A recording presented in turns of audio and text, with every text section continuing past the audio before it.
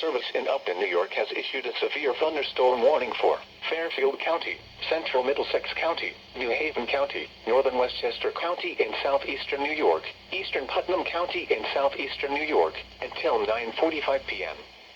At 9:07 p.m., severe thunderstorms were located along a line extending from near Dover Plains to near Ridgefield to near Darien, moving east at 45 miles per hour. Hazard, 60 miles per hour wind gusts. Source, radar indicated. Impact, expects damage to trees and power lines. Severe thunderstorms will be near Stanford and Norwalk around 9:10 p.m. Southbury and Fairfield around 9:15 p.m. Bridgeport and Shelton around 9:20 p.m. Stratford and Seymour around 9:25 p.m. Milford and Naugatuck around 9:30 p.m. New Haven and Waterbury around 9:35 p.m. Prospect around 9:40 p.m. For your protection, move to an interior room on the lowest floor of a building.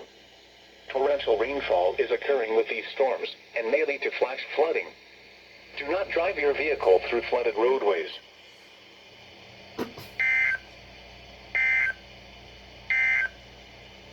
You are listening to NOAA's All Hazards.